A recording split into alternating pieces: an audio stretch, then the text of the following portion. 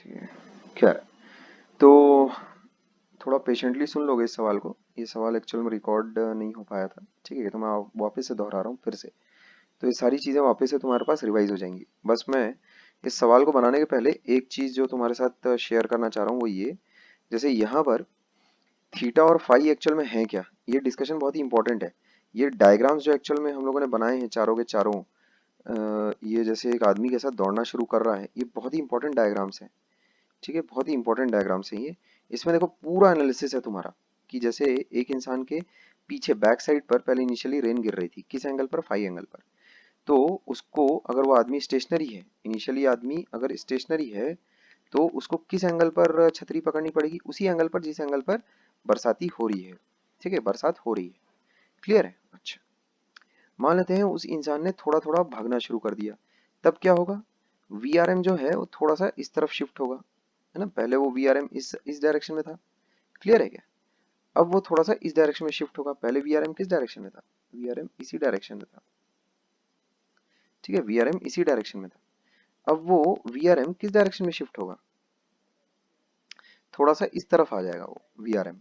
समझ पा रहे हो? अच्छा, तो अभी जो जिस एंगल पर तुमको छतरी पकड़नी पड़ेगी, वो थोड़ा सा कम एंगल होगा। पहले मान लेते हैं 60 डिग्री पर, तो अभी 45 डिग्री पर तुमको एंगल पकड़ना पड़ेगा, ऐसा कुछ होगा। और फिर और स्पीड अगर बढ़ गई, अब तुमको 0 डिग्री एंगल पर कैसा छतरी पकड़नी पड़ेगी। 0 डिग्री एंगल पर मतलब 0 डिग्री फ्रॉम वर्टिकल।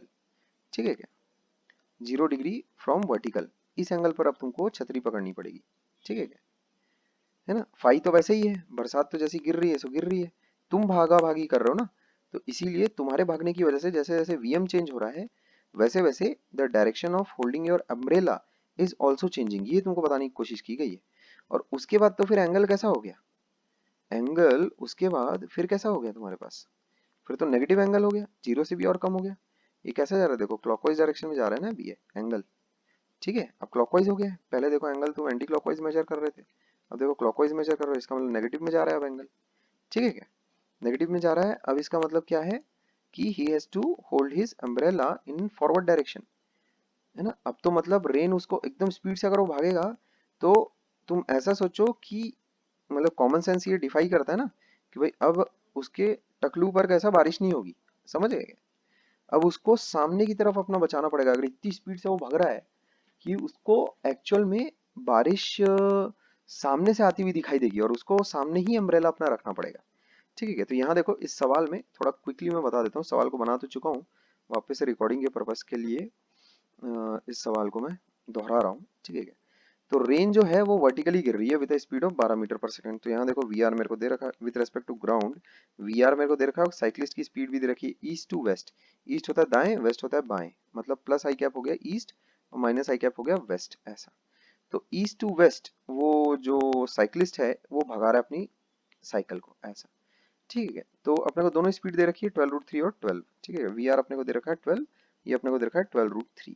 ठीक है, ये दे रखा है वीएम अपने को दे रखा है 12√3। अच्छा, अब उसमें हमसे पूछा गया है सिंपल सा एक सवाल, कि भाई जो साइक्लिस्ट है अपनी साइकिल भगा रहा है, उसको किस डायरेक्शन में अम्ब्रेला होल्ड करना पड़ेगा। ठीक है, अच्छा, तो अपने को पता है कि विथ रेस्पेक्ट टू साइक्लिस्ट जो रेन की स्पीड होगी, ठीक है क्या, उसी डायरेक्शन में साइक्लिस्ट को अपना अम्ब्रेला होल्ड करना पड़ेगा। तो अपन ने वीआरएम निकाल लिया। कैसे निकालेंगे VRM, with respect to man, जब तुम करोगे तो मैन की स्पीड उठाकर उलट दोगे, उलट दोगे तो इस डायरेक्शन में आ जाएगी वो, ये देखो आ गई। ठीक है, और वी आर तो वैसी का वैसी है, क्योंकि रेन को उलट नहीं रहे, रेन के रेस्पेक्ट में थोड़ी काम कर रहे हैं अपन, अपन मैन के रेस्पेक्ट में काम कर रहे हैं, आदमी के रेस्पेक्ट में काम कर रहे हैं। बिकॉज आदमी को वेलोसिटी ऑफ रेन किस प्रकार दिखाई देगी, इसके लिए आदमी के फ्रेम में काम करना पड़ेगा। अब आदमी क्योंकि खुद एक वेलोसिटी से मूव कर रहा था, इसीलिए आदमी के फ्रेम में जब तुम काम करोगे तो आदमी की वेलोसिटी उलट कर दूसरी रेन पर चिपकानी पड़ेगी तुमको। उसके बाद देखो वीआरएम की जो पिक्चर है बहुत ही क्लियर हो जाती है। वीआरएम ऐसा आ जाएगा तुम्हारे पास, थीटा हमेशा वर्टिकल के साथ ही रिपोर्ट किया करो, always report theta with respect to vertical. Rain man वाले जितने भी सवाल रहे उसमें थीटा को विद रेस्पेक्ट टू वर्टिकल ही रिपोर्ट किया करो। इनफैक्ट थीटा जो तुम्हें दिया भी जाता है सवालों में, वो भी अधिकतर कैसा वर्टिकल के साथ ही वो लोग एंगल बनाकर देंगे। ठीक है क्या, अच्छा, अब वीआरएम आ गया है तुम्हारे पास। ठीक है क्या, तो tan थीटा अपने पास आ जाता है एकदम तुरंत। ठीक है क्या, वीआरएम का मैग्नीट्यूड वगैरह तो उसने पूछा नहीं है, लेकिन ये अपने पास आ गया है थीटा बराबर 60 डिग्री, क्योंकि इसके में इसका मैग्नीट्यूड अपने को पता है, इसका मैग्नीट्यूड अपने को पता है, इसका भी मैग्नीट्यूड अपने को पता है। तो जिस डायरेक्शन में रेन गिर रही है विथ रेस्पेक्ट टू मैन, वो डायरेक्शन निकालना बाएं हाथ का खेल रहेगा फिर। ठीक है, वो डायरेक्शन फिर बाएं हाथ का खेल रहेगा।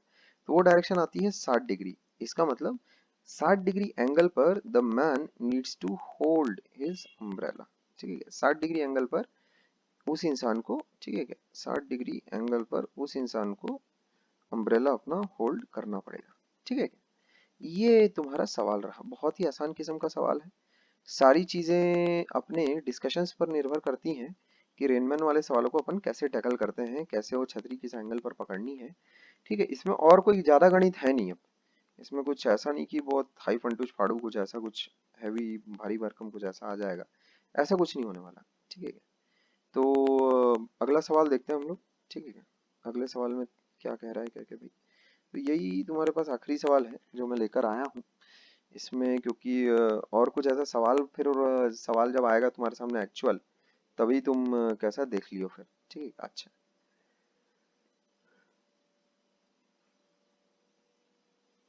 ठीक है, एक इंसान है जो कि एक रोड पर खड़ा हुआ है, has to hold his umbrella at 60 degree with the vertical to keep the rain away.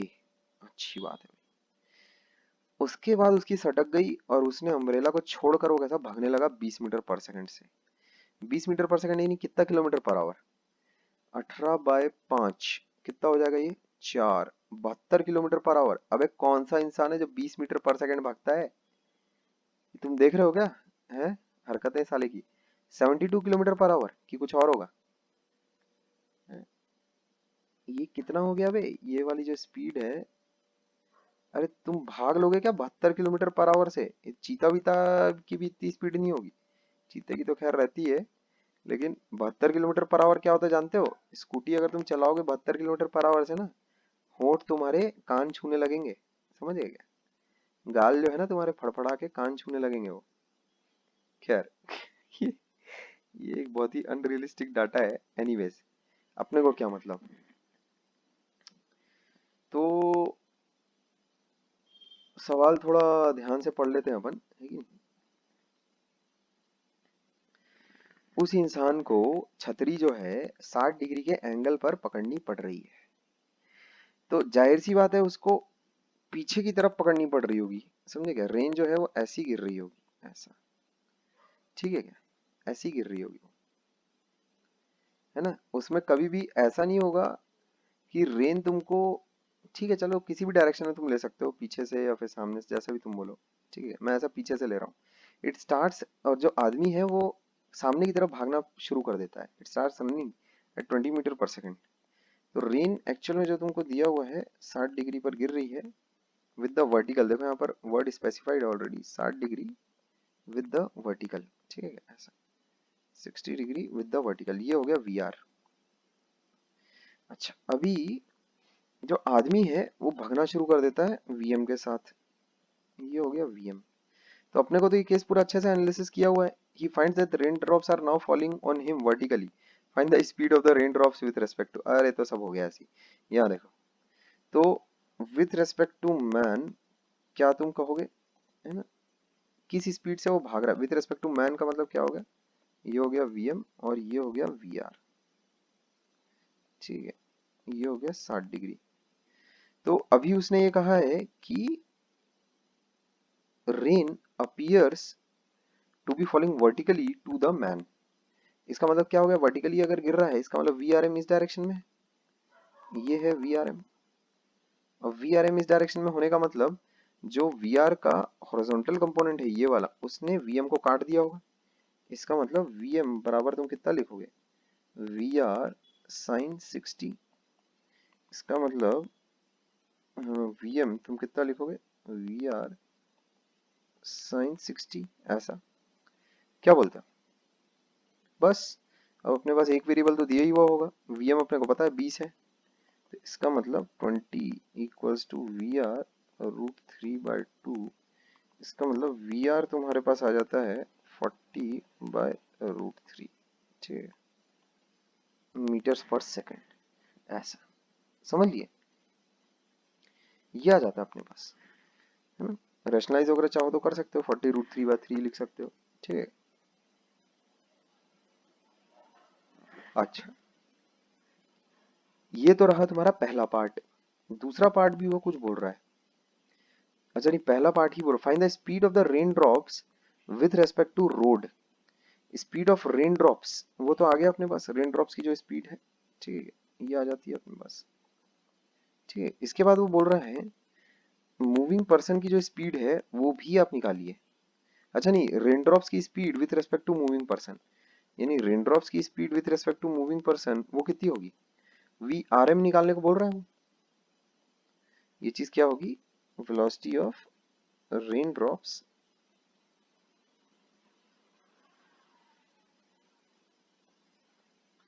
With respect to man. तो डायरेक्शन भी निकालो और मैग्नीट्यूड भी निकालो, तो वी आर एम एक्चुअल में आएगा कितना वो देखो जरा, 40/√3 का होल स्क्वायर प्लस 20 का होल स्क्वायर, यही आ रहा है ना, 20 का होल स्क्वायर। ठीक है ठीक है, आ रहा है ये। तो ये मसाला तैयार होके बनता है 1600/3 प्लस 400 अंडर रूट, ये हो जाता है 2800/3।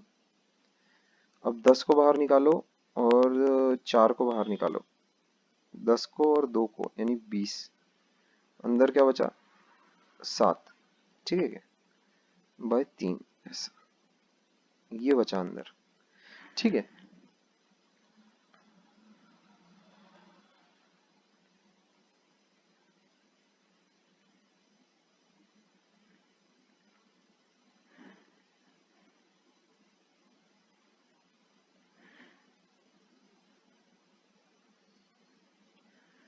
40/√3, ठीक है क्या, तो इसमें कहीं कुछ गड़बड़ तो नहीं है। वी आर एम अपने पास इतना ही तो आएगा। वी आर एम, ये मैंने किया क्या, लेकिन किन दो चीजों का रिजल्टेंट उठा लिया मैंने। वी आर एम एक्चुअल में,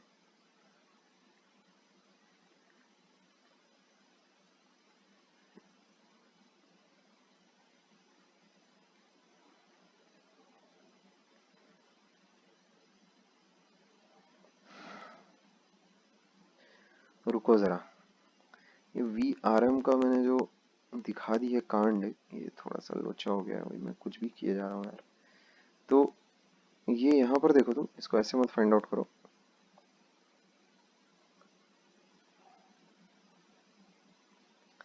यहाँ देखो, वी आर एम एक्चुअल में कितना होगा, वी आर कॉस 60, बस हो गया खत्म। ये दो वेक्टर्स का रिजल्टेंट है ना, वी एम और वी आर का। वी एम और वी आर परपेंडिकुलर तो थे नहीं, जैसे मैंने उनका रिजल्टेंट निकाल दिया था, इसीलिए मेरे को खटका हो। तो V R cos 60 V R M हो जाएगा।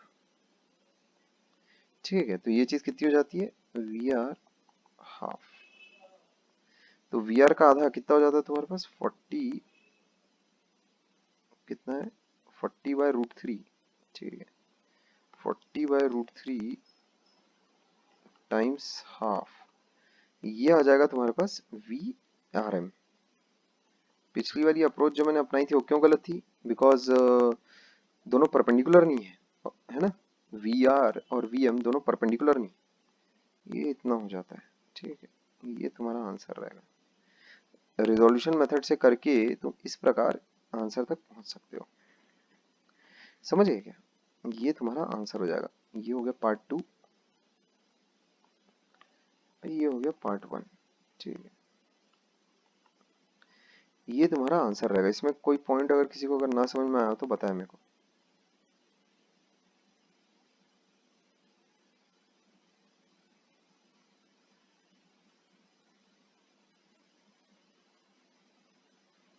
इसमें अगर कोई पार्ट अगर तुम्हें ना समझ में आया तो बताओ। ठीक है, वो पिछली वाली अप्रोच इसलिए गलत थी बिकॉज दोनों के बीच का एंगल 90 डिग्री नहीं था, मैंने सिंपली उसको V M square plus V R square कर दिया था। ठीक है क्या, तो उसमें दोनों के बीच का एंगल 90 डिग्री कहाँ है, वो तो 100 कितना है वो, 150 डिग्री है। ठीक है, तो वो 2ab cos थीटा वाली टर्म आई ही नहीं, है ना, इसीलिए फॉर्मूला इस्तेमाल करना गड़बड़ हो जाता है, बहुत बड़ी गड़बड़।